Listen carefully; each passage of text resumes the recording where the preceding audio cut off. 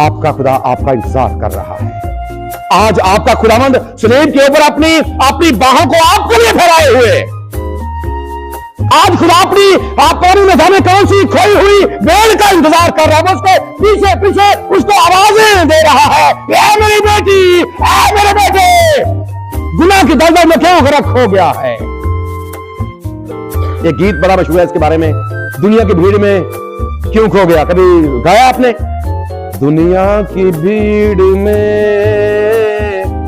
क्यों खो रहा।